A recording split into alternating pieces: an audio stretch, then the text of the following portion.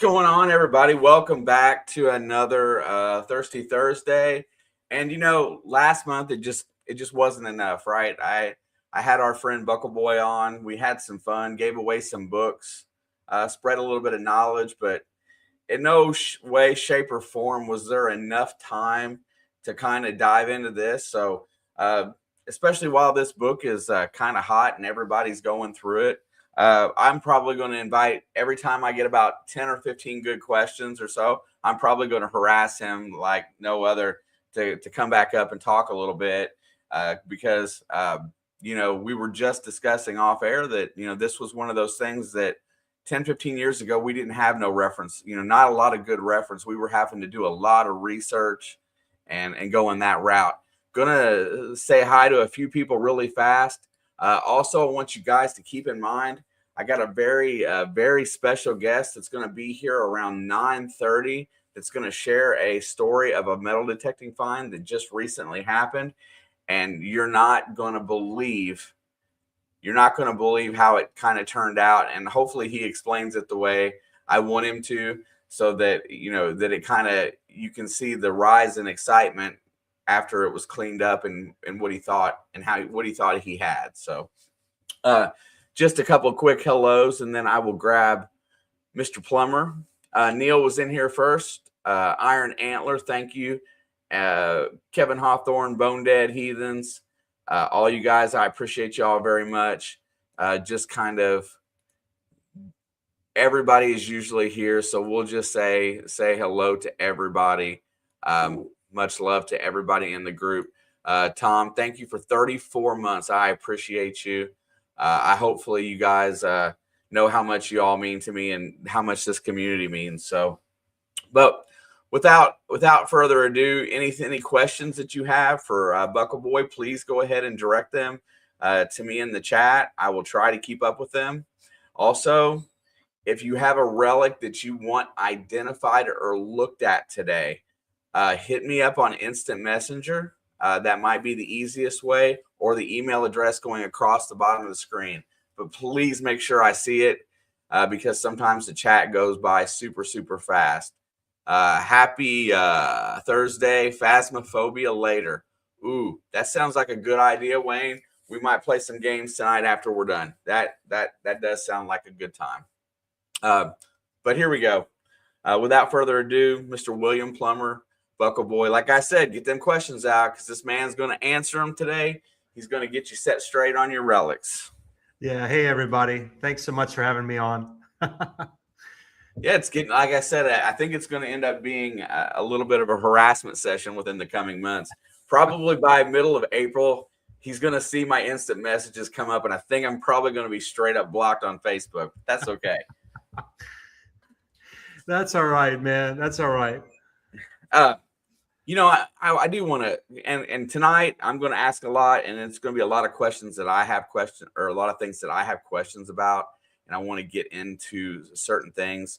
But I briefly mentioned a few minutes ago when you and I were talking, and everybody loves coins. That's a given. Gold coins are something I do want to talk a little bit about later, but where did this token phenomenon come from? And how was that kind of come about? And what do you know about the creation of that kind of aspect of currency, like in rural America in the mid 1800s? Well, I think, if you were going to buy something, a lot of times, if there wasn't currency around in a lot of the rural areas, you would just barter and trade. And I know that in the early American frontier, which would have been really the Appalachian Mountains and West, right? In the very early days, I think a lot of people just bartered and traded. And, there's a couple ways to do that. I mean, you could offer goods and take goods, but you could also, write an IOU or a simple document or something. But a lot of people really couldn't write then.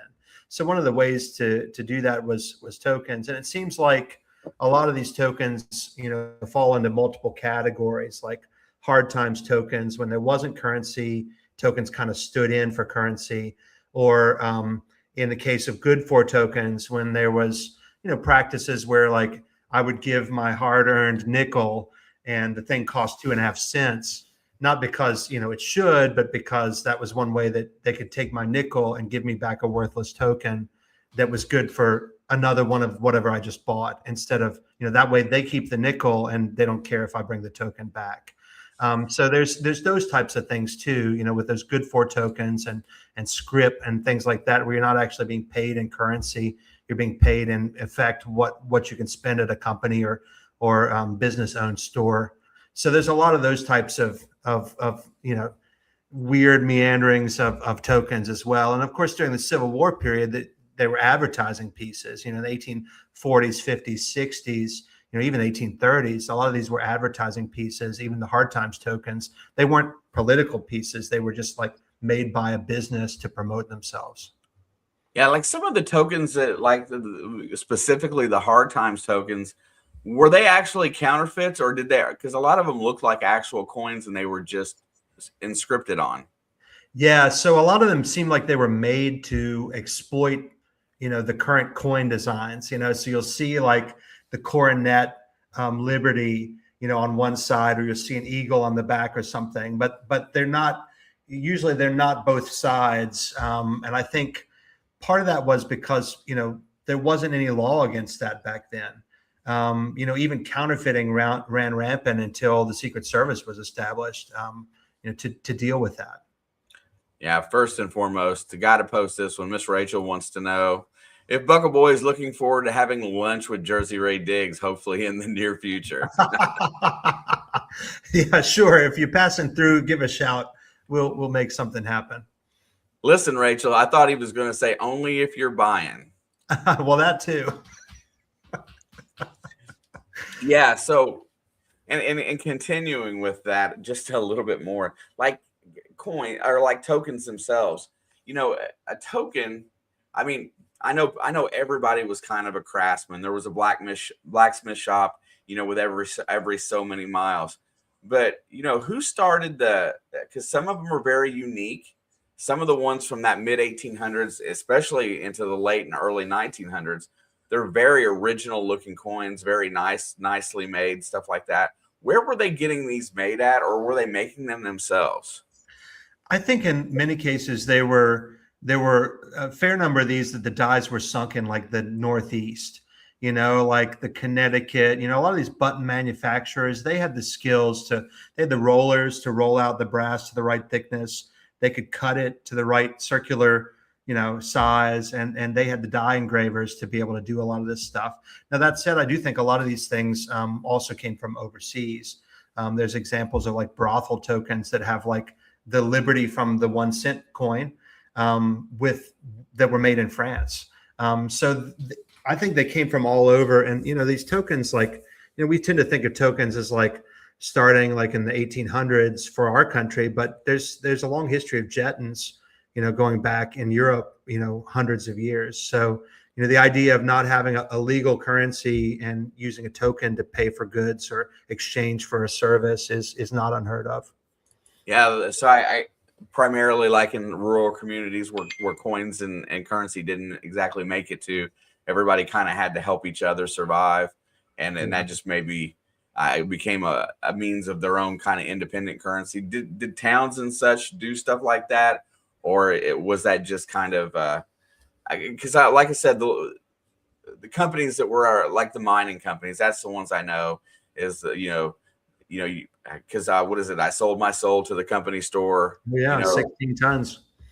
Yeah, I mean, you just think about all of that. So these companies that were mining coal, we'll just use coal miners because I know I got a couple really nice coal tokens. These people worked long hours and they got paid in company script, and then they're spending their money at the company store. Man, if that's the best way to become a millionaire, I don't know what else is to own those kind of companies. Yeah. For just helping with survival. I think that's another really cool part of it. The coins. What year was it when we stopped accepting foreign currency in the United States? 1850? 57, maybe somewhere around in there. Somebody in the chat can find that. I bet somebody knows. I would say 1857, but I'm not sure.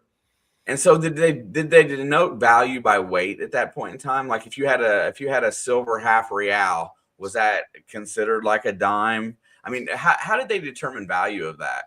Well, the silver coins, the half reals, those I want to say, because of silver content and weight, they were almost like 12 and a half cents for, like 25 cents, 12 and a half cents, right?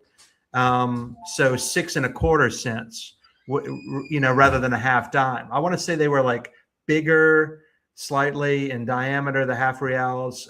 So, like if you follow that down, 25 cents, 12 and a half cents, really, the denominations don't work out, right?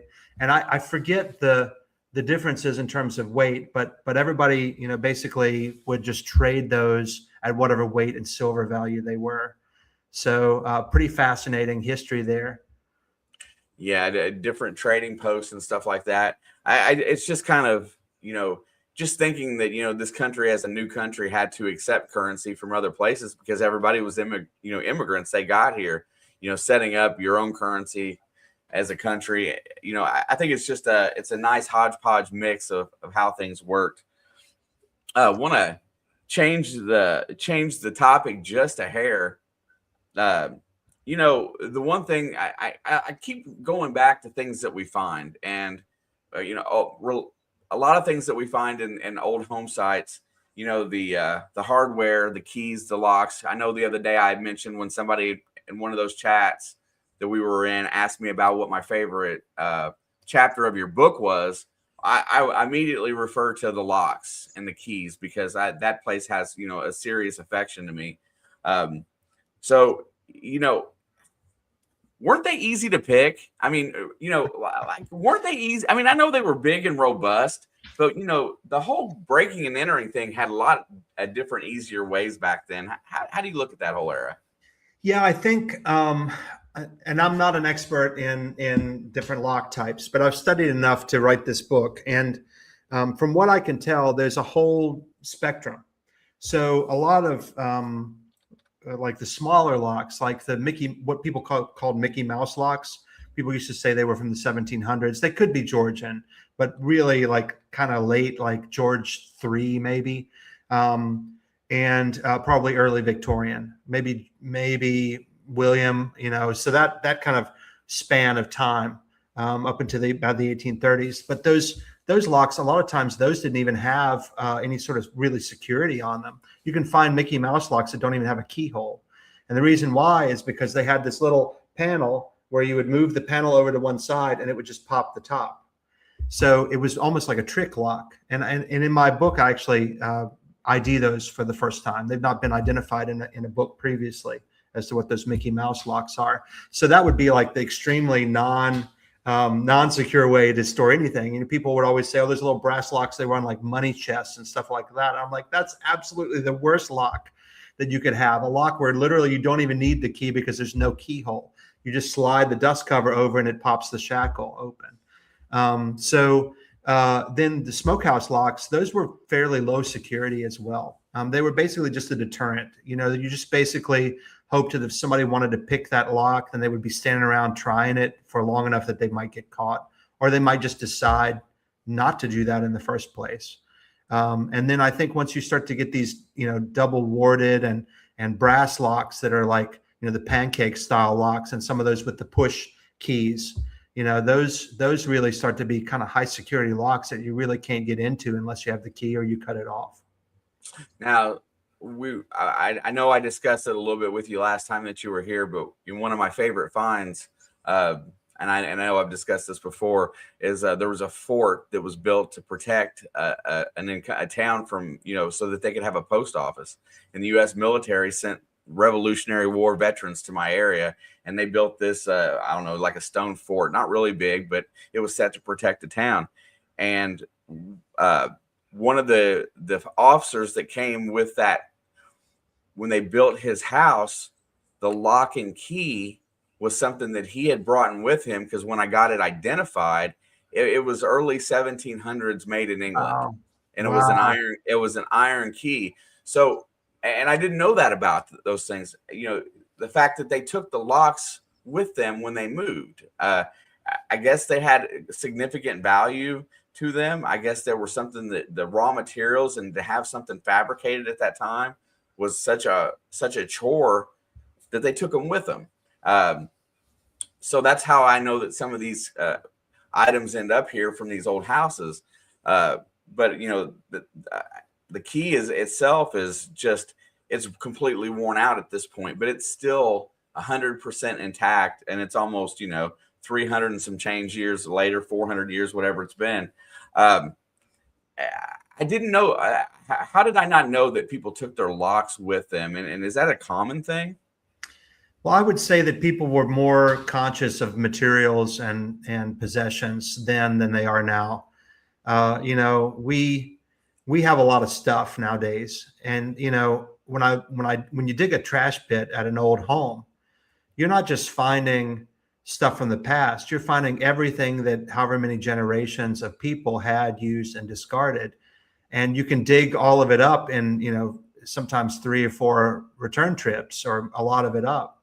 You think about what we throw away and don't have a use for or dispose of.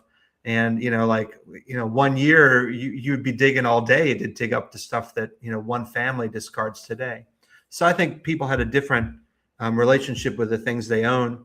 But I also think that, people would even sometimes take nails, if a house burned down, they would sometimes rake the coals, rake the ashes to get the nails back out to reuse. So it doesn't surprise me in the least that somebody would take a lock and key. People don't realize that we didn't have access to these raw materials here in this country. And by that, I mean gold, silver, copper, mainly. We had access to lead. We had access to iron, but we didn't have access to, certainly silver until the Comstock lode. We didn't have access to gold until the gold rush. And we didn't have access to copper really until some of the mines up in Michigan started opening, and I guess around the 1830s. So every bit of those raw materials was either, if you dig up something that was made by an American silversmith, for example, say around 1800, 1810, then that silver was from melted down Spanish silver coins. It was from 1700s or 1600s or older jewelry, or from imported items. So every bit of that metal had a previous life, which is pretty awesome to think about. Yeah, that's really, I mean, yeah, you just don't know where the silver came from, especially when we didn't have it. You're right, when we didn't have it in this country. What is the early coin, or the early piece of silverware made? What silver was it made from? So that's a really cool as well. Patty asked if I found an aluminum token from a nearby town. It's really hard to read. Is there something I can do to clean it? Well, a token collector might slap my hand for this, but an aluminum token, to me, if it's covered in aluminum rot and it's all crusty and you can't identify it, is not really worth anything until you can identify it. Now, the best method, I would say, is probably sandblasting it with some sort of media like a walnut shell. But I don't own a sandblaster box, so I would have to borrow that from somebody.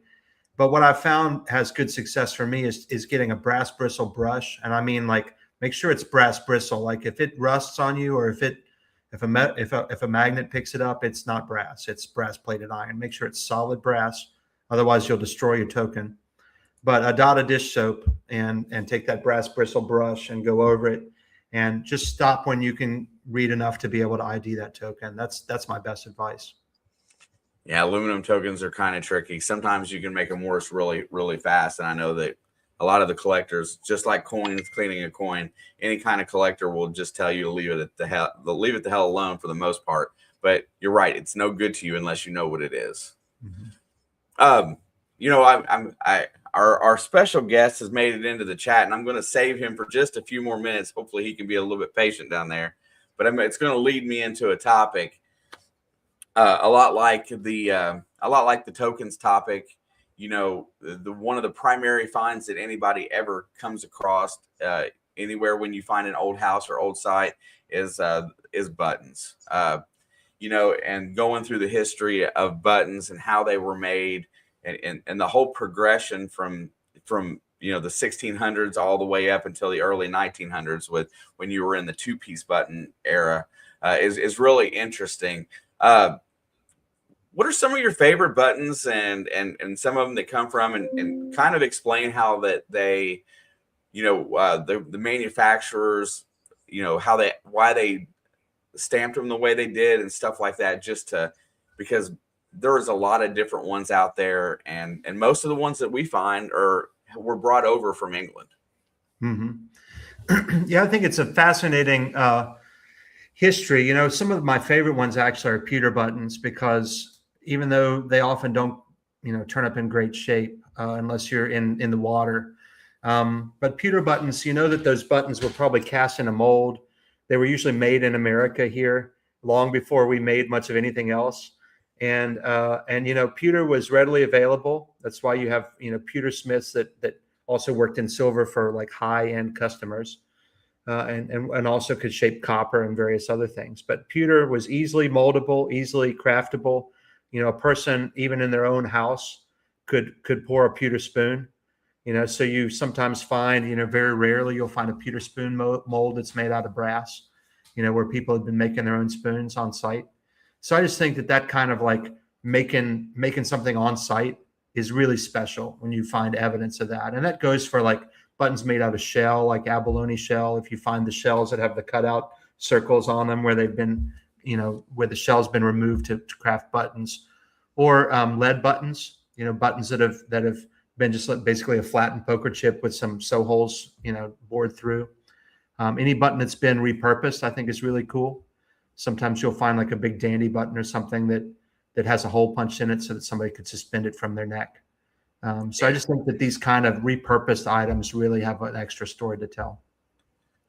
Yeah, I love. I only got to make the one trip to upstate New York. Us and some of the Monday Digs guys, we all got to go up there together.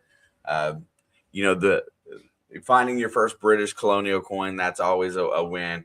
But the dandy buttons, oh my gosh, that was something that I hadn't found here in Indiana and Kentucky area so much. But the one that I found there, man, you even at 9 or 10 inches deep, you can't miss it with your detector. It sounds like $1,000,000. Well, it sounds like a nickel, but it sounded like $1,000,000. I mean, it was loud and huge. Talking about the buttons, there's I've got, the military buttons are very, they're very interesting as well.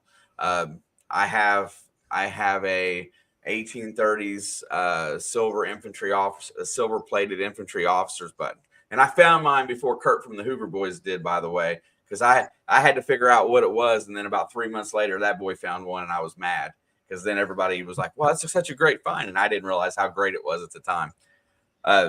Military buttons are very interesting. And there were so many like private regiments in areas, and we'll say militias, and put together, especially in the early 1800s.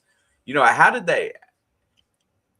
they come up with the means to make all those buttons for those uniforms? Yeah, I think they must have just sent in an order to one of the button manufacturers, and that would have been an interesting dialogue if those letters survived ever. I mean, you'd had to explain what you wanted via letter and say, I want the design to be like this. It'd be like, I want the turkey as a design, and you get something that looks like your hand with a beak on it. It's like, you think about a game of telephone, but it's like these people would have written back and forth and basically had to describe what kind of insignia that they wanted. It's pretty fascinating. Yeah. There's a town in northern Oklahoma that got poisoned from digging lead. It's been on TV. Lead mines were real important in the Civil War. There was a lot of skirmishes over like Arkansas lead mines. I know that much. That had a lot to do with Morgan's Raiders and looking for that gold. That's another really cool story that not 40 miles west of here, that cache of gold coins that was found in the farmer's field. That was really close. That's amazing. It was really, really close. And I know that guy they did a really nice job of not letting out where that exactly was. I know what county and I know pretty close where, but you know, Morgan's Raiders was an interesting story because of them traveling to, you know, to try to cut off Union Gold to going, and I think it was traveling to the lead factories for bullets for the war. I mean, or the lead factories, the mines out there and out west. I hear all stuff. I read stories like that all the time. And you know, Josh Gates they were here next to us, just about 40 miles north of here, going through looking through the lost caves and stuff like that. Even though there's not a lot of old history here, there's a lot of really cool history in this area. But when, you know, when we're speaking about history, uh, I'm going to bring up my guest, and I want him to tell his story the way he told it to me the other day, with the initial excitement, and I want him to go through and kind of let everybody understand what the rise of emotions that he went through. You guys probably haven't seen him in a hot minute on a live stream. I can't remember the last time I seen him, but I'd like to welcome in my good friend Jerry from oh my gosh, the other side of the boat. How you doing, sir? Doing great. All right. Oh, he's a little quiet. Is that your mic? Let's see. Let's see what we got turned on. Oh, I am on there. All right, here you go. Let me see how you are now. Maybe that was better? just me. Yeah, that's better because I'm All right, I'm a perfect. loudmouth. I get that. That's So just to kind of set the tone here, Jerry digs a lot, and then usually every once in a while he'll come across something, and my phone will blow up like on a Saturday morning, and all of a sudden I'll see some picture of a nice coin, and then we'll have a conversation about it. But this was a little bit different. So why don't you tell the story about where you was digging and who the potential owner of the farm was, and what and how that all played out that day. Well, the last few times I've been going over there, I've been going to help the owner who's collected antiques from 1700s, and he's completely filled this farm with this stuff. And now he's sold the farm to my cousin. He's got to get it all out. So I've been going over pretty much every day after work all summer, and along with working 6 days a week. So I haven't been much digging. So I'll beat him over there, and I'll go hit down by the river, and that's where that nice big real air come from. Oh, hang on. Or am I still froze? Nope, you're okay. Oh, there it is. It's just a little behind. Oh, ain't that beautiful? Right in front of his house. I got the second flying eagle the next week I went, and then after 4 hours of just going around everywhere, that little critter popped up. Okay, hang on, coming back. Here we go. Hey, now that's going to be kind of hard to see right there. So my interpretation is that's a cufflink, correct? Yep. And tell everybody what the initials on that cufflink say. JA. I don't know if you can see it better that way. No, we'll try to get her in there. I've been practicing this. Up a little bit. But it's there you go. Solid gold JA on it. And I took a picture first and sent it to the owner because he's like the historian around here and does all the newspaper articles. And he said, it says JA on it. It says that's a direct link to John Adams, second president. And so that's what I'm thinking. This is John Adams. And I'm like, I don't know how many people I actually texted right after you besides him, but I was showing Bobby, the little blonde haired guy, goes hunting with me all the time because he couldn't go because he had a Christmas party at 11 o'clock. He tends to miss all the good hunts. So I start Googling stuff about John Adams, and prior to John Adams, his family owned the farm, and probably an uncle or something, but it was Joseph Adams.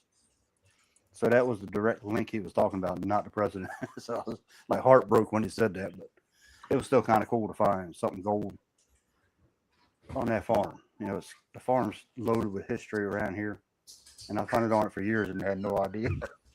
That's the bad part about it all. But now, the first thing everybody asks is on something like that, it's a gold cufflink, and it's not. It doesn't look like it was directly manufactured. So, what kind of signal was that, and what machine were you on? That was a 50, and that was the first 50 I dug all day because they used to use the punt guns out there, and you'd find the great big punt gun casings and stuff like that, and those little lead balls are 50s and 51s. We dig a ton of them. Is that Yeah, like a the first Manicore or a Deus? Deus 2. Yeah. Deus 2. So Yeah. a 50 on the Deus 2, and you didn't have really any expectation when you started digging it that it'd be gold, did you? No, I hadn't found anything all day. That was the very first thing I found. That was decent enough to put in my pocket. That was 4 hours of digging. So that thing looks like it's got a very nice, and it's kind of hard to see on the camera here, but the initials are very nicely inscribed into it, but it looks kind of crude in manufacturing. What do you think about that, William? Yeah.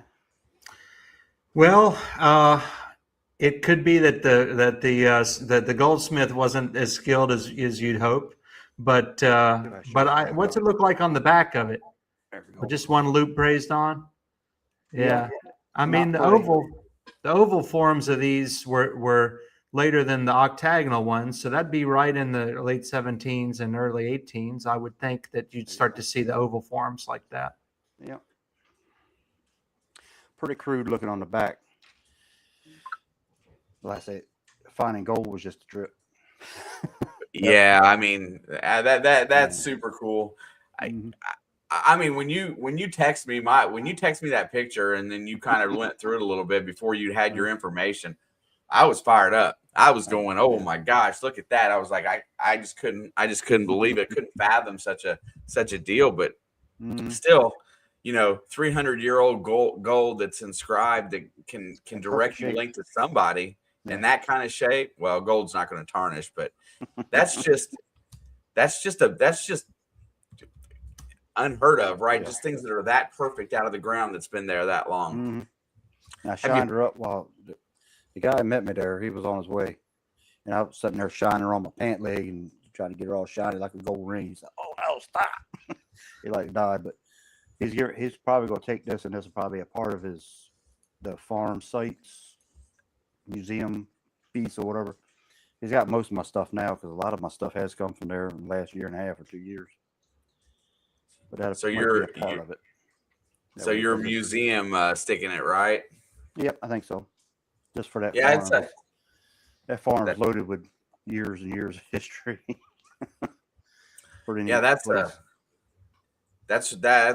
That's just I mean that's pretty much that's almost like a dream find. I can say that an inscribed piece of gold in any fashion that can directly give you a pretty good time frame is probably almost the equivalent of a gold coin, right? Especially something that much older. Is that your favorite find ever? I got the one George Washington inaugural button. That's pretty well. And he took that. He paid me for that. He bought that from me, and it was only half of it. So you found half of the GW button, and wow, that's cool. At least you got paid for it. Yeah, one of the rare Independence buttons, but it was chewed up pretty bad. I've been back to that place many a time trying to find some more of it. But it's neat how they're all connected to Washington and all the Philadelphia people and all that stuff back and forth so much. And how many books we got. Just go anywhere to a bookstore and you find some history about Somerset County in this area back in the 1700s, 1600s. Yeah, I mean, that's when you told me that I was stoked, and then I asked William to come on again today, and I thought, man, let you show it to him and let him get his first thought on it, because he's produced this awesome book that's really it's really helped a ton of detectorists, and our hobby's such a small niche, and then to have kind of like, we'll say, a Bible in that sense for the U.S. relics and stuff like that, it makes it that much better. Going back to like just really fast there, going back to like the military and rounds, and everybody loves the Civil War III ring bullets. Is there any more really interesting rounds that you can find from early on, or is everything pretty much that area later?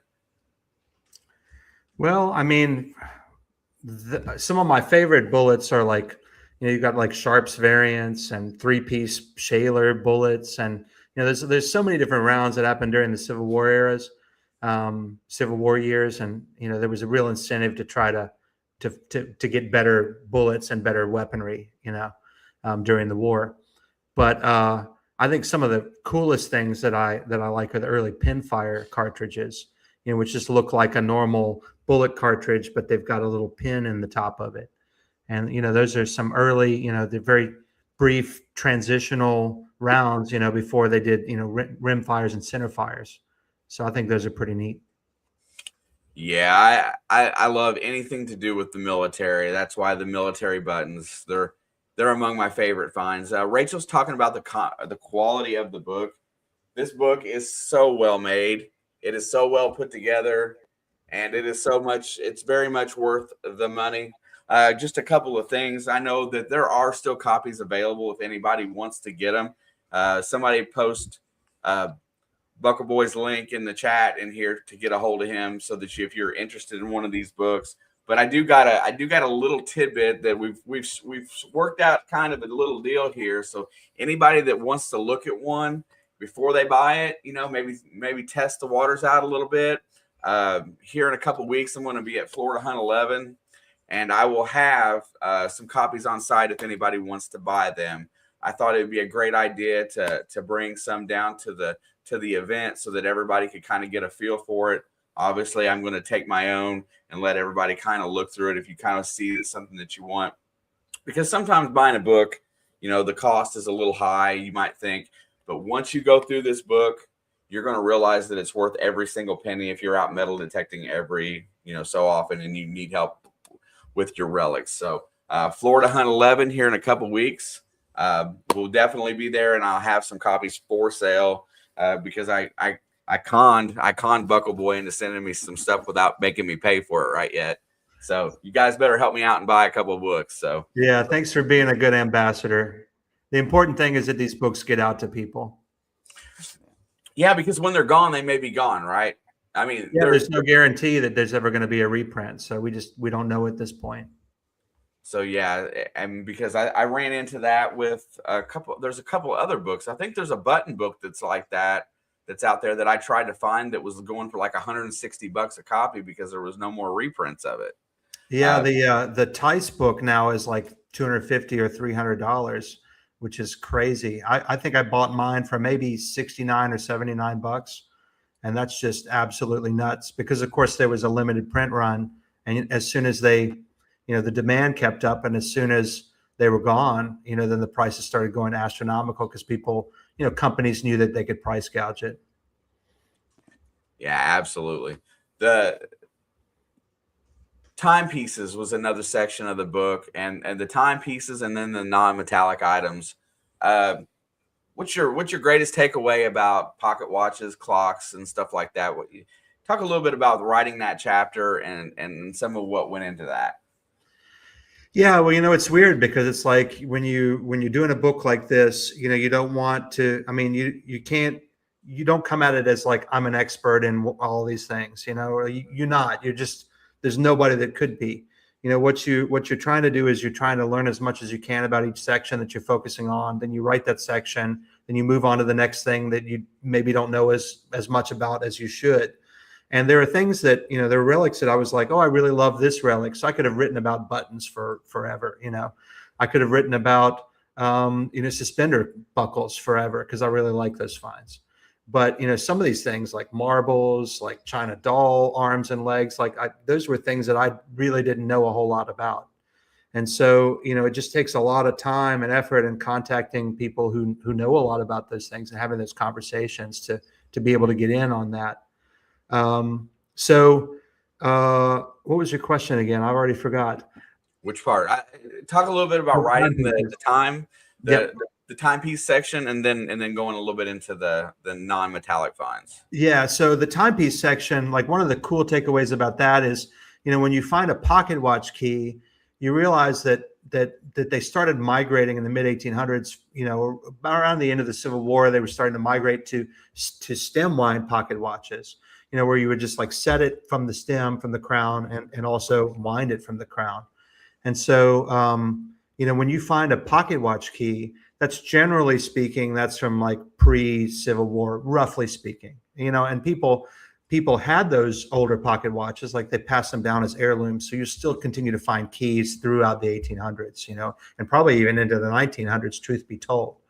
But when you find one of those keys, you're likely dealing with an earlier watch. But when you find one of those that doesn't have a a place for that key to go, or it's a stem wind, then you know that that's a later pocket watch, which is kind of cool way to think about that. And the other thing about keys that you can kind of tell about is that they have these kind of double-ended crank style keys that almost look like a T with like a little piece up here where you kind of ratchet it around like that.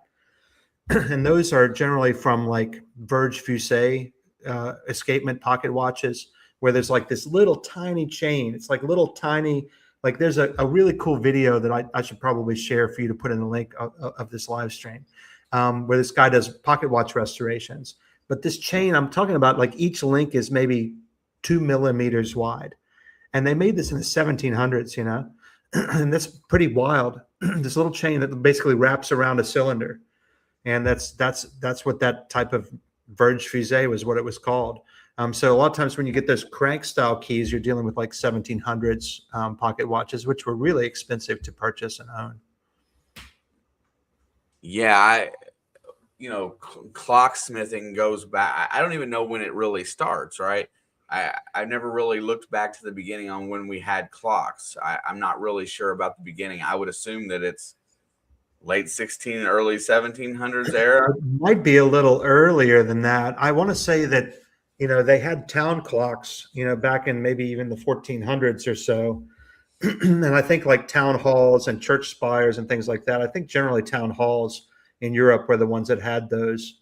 And that was because nobody really could afford to have a personal timepiece, you know, but then the costs fell and people started to do that. But even in the 1700s, like people would have fake pocket watches, you know, going to various vest pockets, and one real pocket watch, you know, because they wanted to appear like they had money. But they really could only afford to have one pocket watch and really only needed one. Wow. I never really thought about it, you know, so people actually carried fakes to protect the fact that they had one generational piece, right? Because I mean, those are things that were handed down for generation to generation from father to son, yada yada yada. So those are things that were the most treasured. So I guess I can understand it. But man, how smart would it be to carry a fake wallet in New York City today, right? No kidding. The other thing that's really cool about those pocket watches is like people, you know, kind of everybody else calls something a fob, but you know, pocket watch fob could have really been anything. It didn't have to be like a piece of metal with a slot in the top. It could have been, you know, a hold coin. It could have been a braided piece of hair from a loved one who was deceased. In Victorian times, that wasn't unusual. It could have been just about anything. And you would just basically use that keepsake to pull your watch out of the pocket. And those vest pockets were so small that basically, because watches were valuable, that the watch would fit so snugly down that you really couldn't get a finger in to get the watch out. So that fob really was what you grabbed to pull the watch out of that pocket with, because you really couldn't have gotten it out of there easily otherwise. Yeah. So Rob said, I got my great grandfather's gold Illinois watch company pocket. I had a fob that said Knights of Pythias. I've never heard of that one. Knights of Pythias. Yeah. That's one of those fraternal organizations. I want to imagine that pocket watch was from like 1885 to 95 or so. Probably Illinois Watch Company was huge during those years. But Knights of Pythias was a fraternal organization last quarter of the 1800s and into the early 1900s. They had all of the regalia. They had the uniforms and the swords and the sword belts and all of that stuff. So pretty cool. I agree. No, the women's shoe buckles on page 115 helped me ID one that I've dug again. Thought it was some sort of sash buckle. Very cool. Thanks, Marty. Yeah, and the best part about getting the book, one of the first things that I did once I got it is that I've got a couple cases of, so I got some nice finds right in my cabinet here, but I got some couple plastic cases that are just loaded down with different things that I don't know quite what it was. I got plastic totes and tubs of things that I don't know exactly what it was. And I started looking through the book and, you know, just trying to piece it together. And it got me pretty familiar with the book pretty quick, but I didn't really figure out anything special. But I just know that the buckles, especially after I got the Book of Buckles, there's a lot of different manufacturers. There's a lot of different styles for different applications. Talk about one of the widest subjects in metal detecting is a buckle, honestly, right? Yeah. Always happy to find them. Knee buckles, shoe buckles. Some of the shoe buckles were very, what really prompted the very articulate shoe buckles from back in the day? I know it has to do with wealth. I got that part of it. But, there's a lot of time and effort that went into some of those. Any thoughts? A lot of this seemed to be like imported fashions, right? So we looked to England for years. As an English colony, we really had to. I mean, we didn't have to, but we did. So a lot of the fashions came from England. And even, after the tumultuous period with England of the 1770s through the 1810s, still, into the Victorian era, we were back to English fashion again, and particularly Victorian fashion.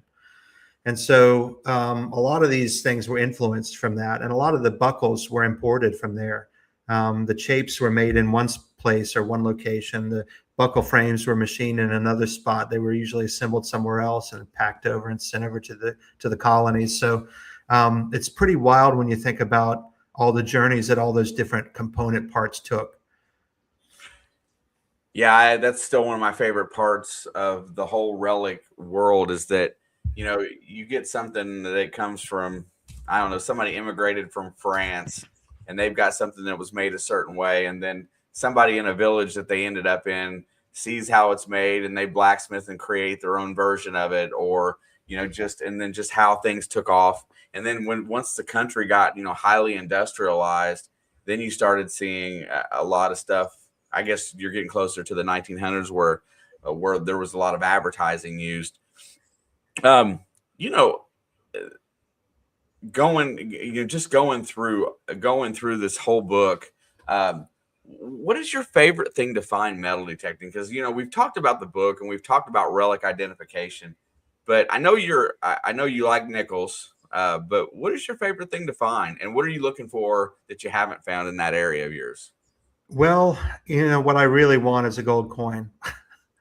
This let's see, this upcoming December, in less than a year, it's going to be 40 years in the hobby and no gold coin. I just would like one at some point. But if it's meant to be, it'll happen. If it's not, then I'll find other stuff. But to me, the thing that I love the most is finding something I've never found one of. It's a search and a journey, and it gets your curiosity going, and it's like finding it multiple times because you found it in the ground, right? Somehow, against all odds, you put your search coil that's this big over that one little patch of ground where that item is and found it, decided to dig and located it. And then you bring it home and it starts a new process of trying to figure out what it is and what it means. And, I would say that a lot of times I go out, I find something that I've never seen. That's part of the great thing about this hobby is that it's always surprising. Even just recently, and I'll share this, with you. This is coming out here soon on my channel in a couple weeks. But I was out here a couple of days ago and I dug this, and so I'm not quite sure what model that is because it's got these weird set screws up here that you can see, and I'm trying to identify it. I know it's a pistol of some sort. I know that it was a rimfire, most likely, because it has a channel here to go into a cylinder. So it was fed a cartridge, used probably a 22, little lightweight boot pistol. But I'm amazed that it did not get bent up by the plow. And I'm just trying to figure out what model that is, and I'm still not able to figure it out. I've spent 10 hours trying to figure out exactly what model that is, and I still can't find a match. So that's these types of weapons come from an era when there's so many gun manufacturers. I mean, it's like the button manufacturers. There's so many of them, and it's like the 1850s, 60s, 70s, especially, until after the desire for, the demand for weapons subsided after the Civil War. A lot of those gun manufacturers actually went into making toys. People don't realize that that the cap pistols, from the 40s, 50s, even up into today, that little strip of cap, basically that was a Civil War era idea with the Maynard tape primer. So the idea that you would fire it and you would never have to put a percussion cap on because you had this little strip that would have the percussive material enclosed, fulminate of mercury, whatever it was. And so, it wasn't very successful as a military weapon, but it became a toy afterwards. So all these gun manufacturers had to do something to survive after the Civil War. And a lot of them went to toys. But there were just so many different manufacturers. And so I'm having a lot of difficulty IDing that pistol. What's the base metal on that? It looked green. Yeah, it's a brass frame. Yeah, it's a solid brass frame. And it sounded great on the metal detector. It had an iron barrel and an iron cylinder, and probably some sort of nice like rosewood or oak grips or something. So it was more of a decorative dress pistol, maybe. I think somebody just wanted some personal defense and either kept it in their muff or kept it in their boot, or a vest pocket. That's still really cool. I've never found the pew pew out there like that. I found toys, never quite found that. Hey, no, I gotta ask, since Jerry's here, what's your big time bucket list, or you're looking for? You've got a couple really good finds. So what's the next one on your list, my friend? Hey, I've got most of the coins, so gold coins the one I'm after too. Yeah, I See think that that's gold everybody. Hey, let's both get one this year, my friend. It's something about gold and dirt. That's a pretty slate. But yeah, I think that should be everyone's, just because they're so rare. It'd be nice to bring some of them back. Get them in regular hands again. Yeah, you were talking about your GW button. The political buttons throughout the eras. Those are highly sought after, and I don't find many of the older ones. I find some from the early 1900s and stuff like that, but rarely have I seen anything any older than that. Probably because they just don't survive the ground, I'd assume, right? Yeah, most of my dandies would look great, but that poor GW, she was tore up. It was super thin, wore out, and just looked like it had been eroded away or whatever. But luckily, there's one picture. Yeah, I know what that was. I don't know. I think the big thing is to find something that's either one of a kind or historically definitively identifiable, that has significant value or history. Those are the things. I think the word unique comes into play when it comes to metal detecting, because you're always looking for something unique. Because whenever you find something unique and you make a dang video on it, when you find something that nobody sees all the time, those are usually the ones that people like. I found a unique one the other day before I found this gold button, and I didn't pay attention to it today. I don't know if you stick that on camera too. Yeah, coming. This is an Indian head penny. I don't know if you see the blanket, how thin it is. Yeah, it looks like it was thicker on one side. Am I seeing that wrong? No, she's super thin. They had, I just looked it up. They had some kind of real thin planchet. It was heavily struck. I mean, the coin looks almost brand new, other than it's been rippled. Wow. I don't know if you can see that real good, but even the back, the 1 cent, and it's yellow. And that's kind of how it come out. But look how thin that thing is. I thought it was a real when I first dug it up. Yeah, I always like the IHPs, because there's such a broad spectrum. Oh, and that bleeds to a whole other question. There's such a broad spectrum, because you can dig an IHP that is the most beautiful emerald green, right? The color just is tantalizing, and then you dig some that are a complete chocolate brown, right? Like Yes, and then you get some that come out of the ground and they almost look black. Stuff, I know it's the different levels of oxidation, but I wonder if the material level was like, hey, we chinsed out a little bit this year. It's not 100% or not 90% copper. Maybe we'll throw a little nickel in with these. I never really know, but I just noticed that I see so many different variations of color on an IHP that it's kind of strange.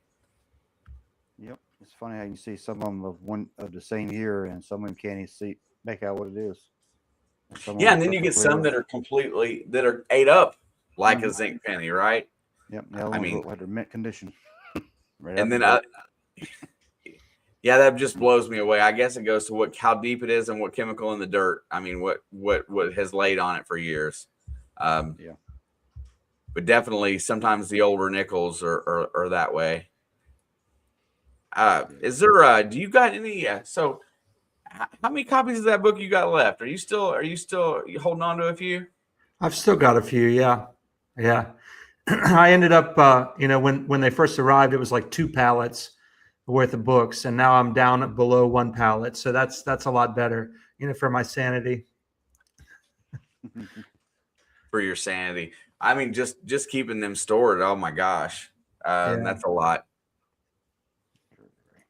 Rachel, have a good night. Thank you all in because tonight's not gonna be one of those super long ones today. I wanted to kind of just get through here and have a good meat and potatoes live stream tonight. Make it right at that 1 hour mark. So I definitely appreciate it. I'm gonna go through really quick, and we're gonna check the like total out tonight. And if between the two, the vertical and the horizontal, if we hit that target number, we're gonna drop a gift card here at the end of the day. If anybody wants a book that's going to be at Florida Hunt 11, you can reserve one of the 5 that I think I'm going to have with me. I'll have 6. I'm going to take mine too. But if you want to do that, that's great. If you want to hit Buckleboy up and buy one of those books, I highly recommend it because when they're gone, you may regret it because you may not get a chance to see him again. I don't know if he's going to go through the whole sales portion of this again.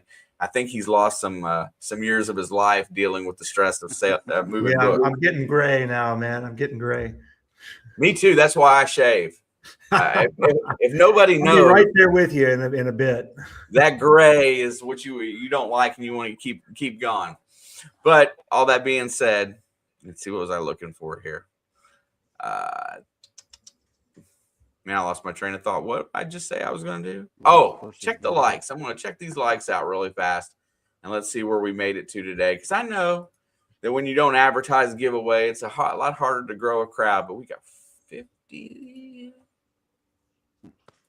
Well, I tell you what, if we can master up 10 more likes and get to that 75 number, that would be fantastic. I see 47 and 1. We need about 10 more likes to get it there, and you got 3 minutes to do so. So if anybody hasn't smashed the like, please do so. And if you want to go check out some channels, these YouTube channels for these two guys are pretty good. The Other Side of the Boat and Buckleboy. So be sure to go check all of that stuff out. Everybody's social media. And also, if you're looking for any kind of products, no advertising today, but the stuff that I got in my description are people that have been really good to me. And those are the companies that I really like to use.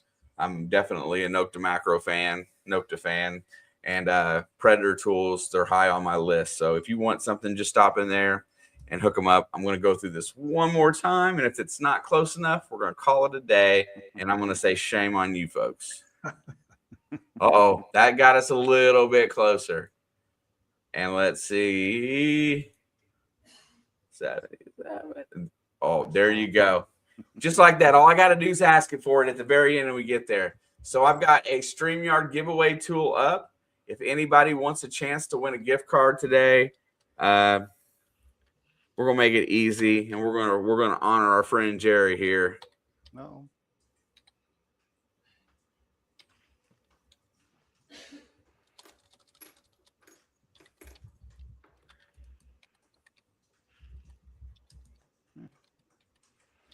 I'm gonna make it funny. Oh, let's get it here. Let's get the giveaway tool. Get ready to rock and roll. It will be hashtag.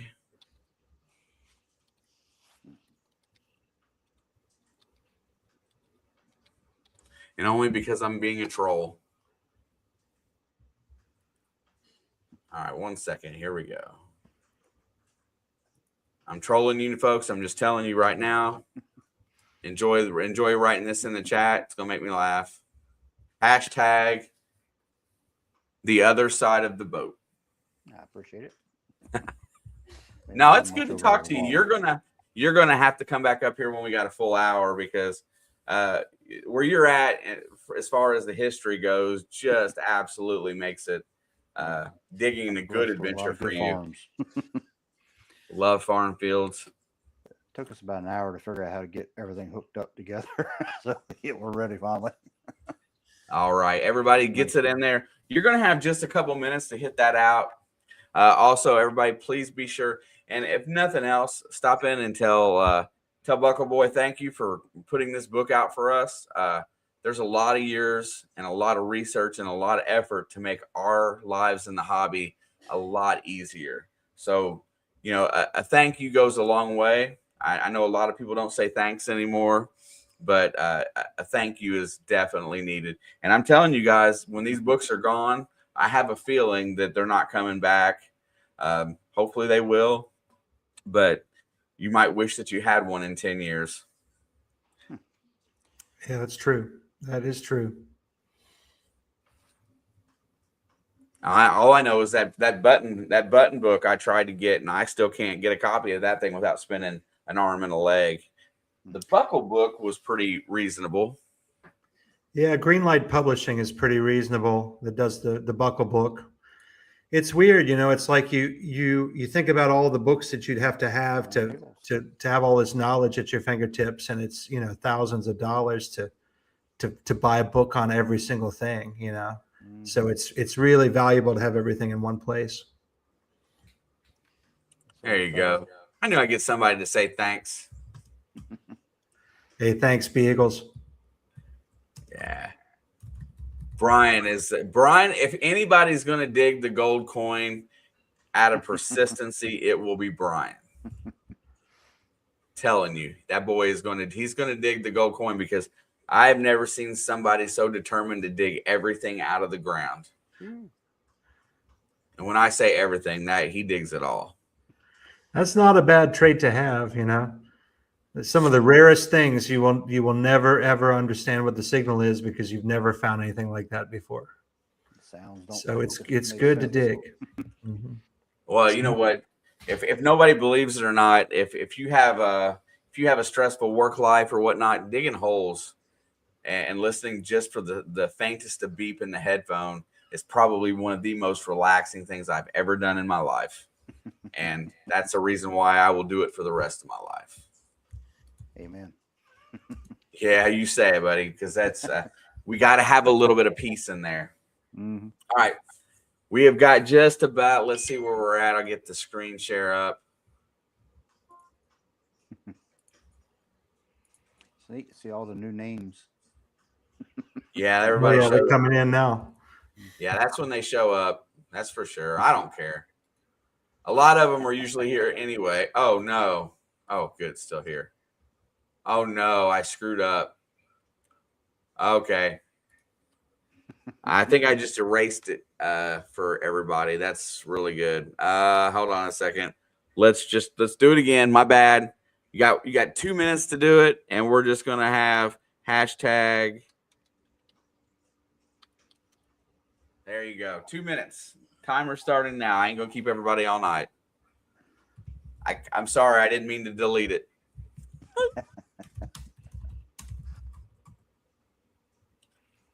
It's too easy to do such a thing. It was very easy to make a mistake. Yeah. When I see 40 or 50, I'm hitting it, just so you guys know.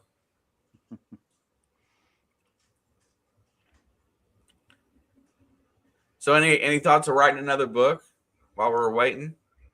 Well, this would be a good one to write a sequel to, because your work's never done. It's just like, even down to the wire, I was putting stuff in, and finally Butch was like, we're done. Like, don't put any more in. I stuffed everything in. We'd made changes to chapters to accommodate new relics and stuff that I just figured out. And then we had a additional relics section at the end, which was a catch-all. And then, your work's never done. There's just too much. At all.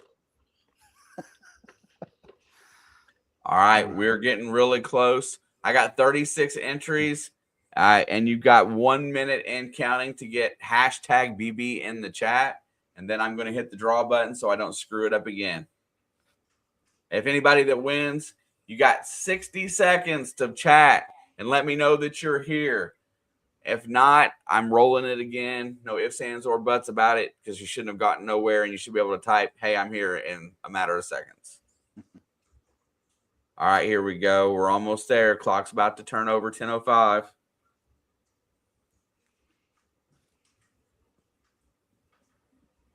I think, anyway. Yeah, it is.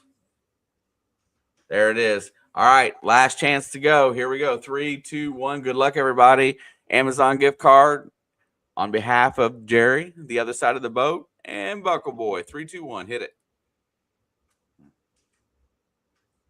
Who's it going to be? Who's it going to be? Coming down to the wire, it's going to be Silver Wishes. Silver Wishes. I know she's around. Buy silver right on Amazon. We all have wishes of silver right now. Let's go. The prices are flying, yeah. It's crazy. Silver Wishes, just drop me a quick chat. Let me know that you're still around. There she is. There she is, right there. All right. My email is going across the bottom of the screen. Send me what email address that you buy from Amazon from. And just drop me an email, and I will drop you a gift card probably tomorrow. And as always, William, thank you for coming on today. I didn't even get through everything I had today. I still got another sheet that I didn't even touch yet. I thought what I had in my front of me was going to be enough for an hour. So end of February, March. Yeah, man, anytime. Yeah. Happy you got to, some Shane. books there. We'll get you back in here. Everybody, thank these guys. Stop by. And it's a shame that Jerry did not record finding that cuff link. So yes, I did. Oh, you did? Come out. Oh yeah, I got it all. I thought you didn't. Oh no.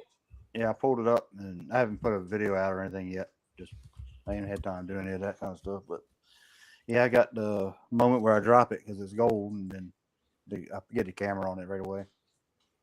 Well, be sure to look for that, because Jerry doesn't put out a lot of content, but usually when he does, it's well worthwhile to see. Well, congratulations on that gold. That's amazing. Yeah, congrats, Jerry. That's really awesome. That's as close to a gold coin as one of us may ever get. So I hope not. I hope we all find one, but I don't know. That's a tough one. It's there somewhere. Just gotta dig. It's out there somewhere, and I'm going to keep digging. Just gotta dig. Everybody else, thank you for stopping in and supporting. Go through the description. If there's anything that you want in there, please feel free to hit those up. Much love to you all, and I will see you guys on probably next Thursday. Peace out. Thanks, guys. Oh, the Sharks are going to play again because I haven't got a new outro. So